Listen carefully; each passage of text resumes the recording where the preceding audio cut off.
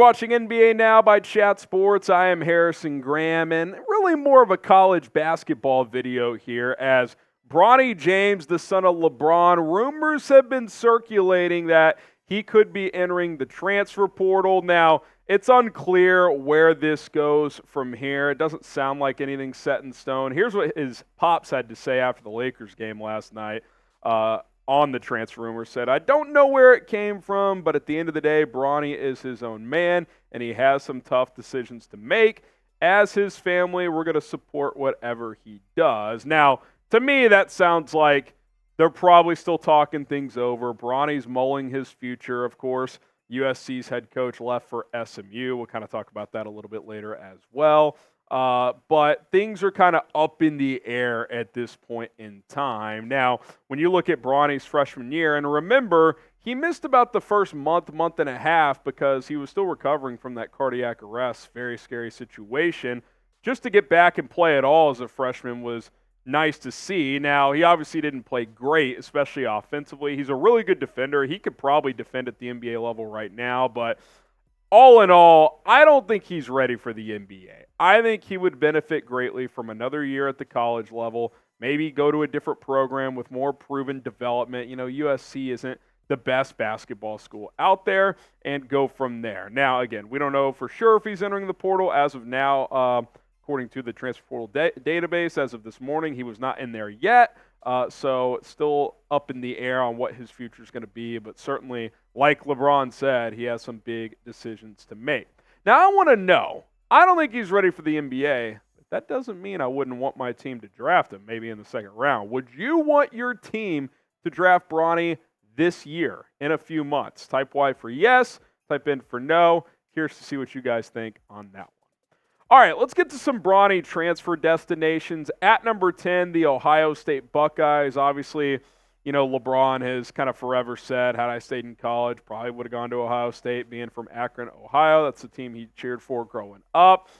Could he go back to the Midwest? I tend to doubt it just because he has roots on the West Coast now. LeBron's not playing for the Cavs. Like, there's really no, like, tie for Bronny other than his dad grew up an Ohio State fan. And on top of that, Ohio State's basketball program kind of in a rut right now. So I'd be surprised, but I wanted to include them at number 10. Kind of similar with the Michigan Wolverines. The reason I got them a spot higher, number one, they hired Dusty May from Florida Atlantic, a guy who was developing good talent down there. B, recently the Wolverines had some good tournament runs. Juwan Howard was the head coach. He's not anymore, so that probably lowers the chances of them getting him because LeBron played with Juwan Howard with the Miami Heat. But if he wants to go to the Big Ten and play for a program that was good recently, Michigan could be a possible fit. This is a bit of a curveball. The Duquesne Dukes. Now, Harrison, why on earth would we mention Duquesne in this video? Well, LeBron's high school coach is now the Duquesne head coach, and he has been verbal and vocal about his appreciation of him and telling him that he should be the head coach and this and that, and now he is. So, you know, again, I'd be surprised. I think Bronny is, I don't want to dismiss the Dukes here, but I think he can play at a bigger program. This would make more sense if, like 3 years from now, like if Bronny still wasn't ready for the NBA and things weren't working out, a big program to then go to Duquesne. But I think where he's at right now is a former big recruit and still untapped potential. I don't think he'll end up at Duquesne, but I did want to include them. Here's an interesting one. How about the Alabama Crimson Tide? Now, does he want to go play in the South and the SEC? Is that a cultural fit he wants? I don't know. Here's what I do like in terms of the on-court fit.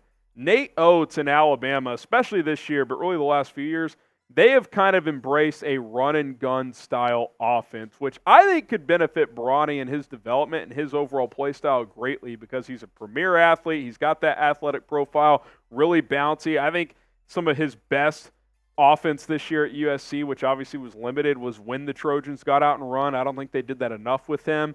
Bama does that willingly. I mean, they average like over 90 points per game. So I think the on-court fit is there. If he wanted to do that, obviously that'd be a big change going from Los Angeles to Tuscaloosa. But Bama's built a nice program. They're in the Final Four right now. So I wouldn't hate that fit whatsoever. Something I love is PrizePicks. Daily fantasy made easy with PrizePicks. And speaking of the Final Four, it is upon us. Final Four Saturday coming up in a few days, and then the National Championship on Monday. The perfect time to download the PrizePicks app and play daily fantasy where you can win big money. Pick more, pick less. It's PrizePicks, 2 to 6 player entries with PrizePicks right now. And listen, I got a 3-player entry for the Final Four. DJ Burns has stolen America's heart with how he's played for North Carolina State. I love the more on 14.5 points there. Zach Edey's been fantastic. He's averaging over 30 points per game. I like the more on his points as well. Then Alex Caravan, 20 points, rebounds, and assists. I love the more there because they're playing Alabama. UConn is, and Bama does not play much defense, so I think he's going to light up the stat sheet. PrizePicks.com/CLNS. That'll redirect you to the App Store where you can download the PrizePicks app. Use the code CLNS to get a deposit match up to $100. It's PrizePicks. Daily fantasy made easy. Choose more, choose less. It's PrizePicks. Go ahead and make some money today. All right, the UCLA Bruins at number 6. They had a down year as well, just as USC did. Obviously, the Bruins have much more pedigree in college basketball as a true blue blood. Now, maybe there's a scenario here where Bronny wants to leave USC, new coach, uncertainty there, but wants to stay in LA, especially if Pops is still playing for the Lakers. Well, just go across town and play for the Bruins, right? More established program there. Mick Cronin, a good coach, so that could certainly be an option for Bronny if he chooses to do so. I'm still going to include USC at number 5 here because A, he's not in the transfer portal yet, and B, staying there is still a decent possibility. And the reason I'd be open to it if I was Bronny is, well, according to John Rothstein, Arkansas's Eric Musselman has emerged as the primary candidate for USC to be their next basketball coach. I actually think that's an upgrade over Andy Enfield, who left for SMU, who we'll talk about in a little bit as well.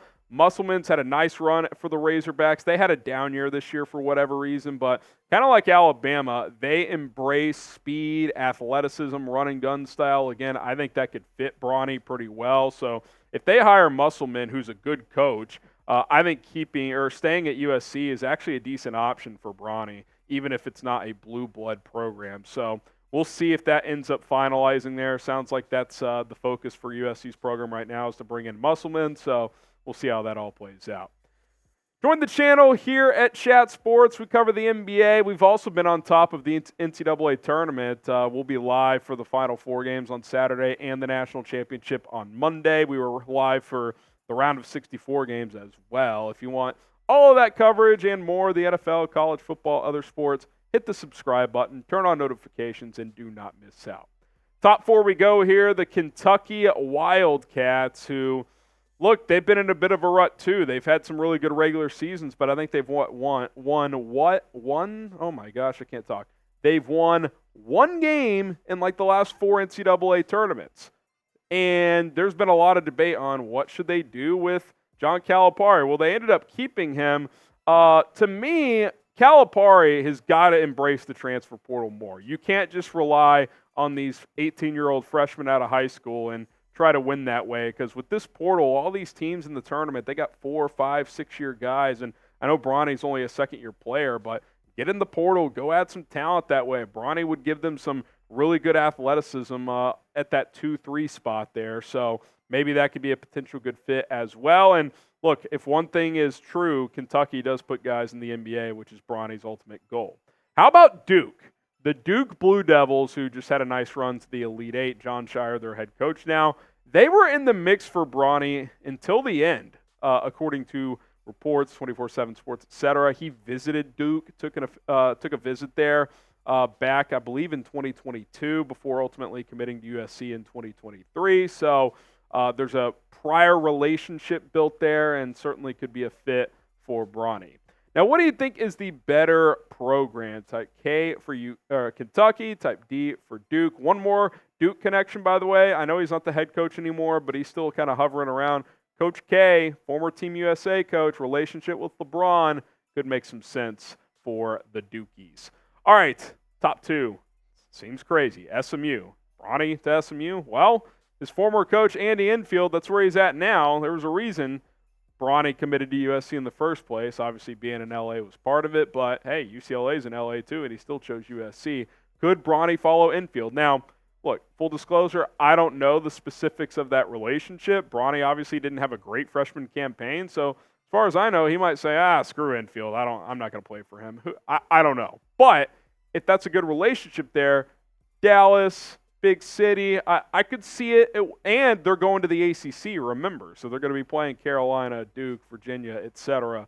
So I wouldn't completely dismiss this idea. And then I'm going to put the Oregon Ducks at number 1 because there were heavy rumors that Oregon was where he was going to commit to. And then when he committed to USC, everybody was like, oh, that's a bit of a surprise. But then I was like, well, LeBron's at LA. It's not that surprising. But there are a lot of connections there. He was in the mix there in his recruitment process. The Nike connection, which, of course, LeBron has a lifelong partnership with Nike, and Phil Knight, who's an Oregon alum and booster up there.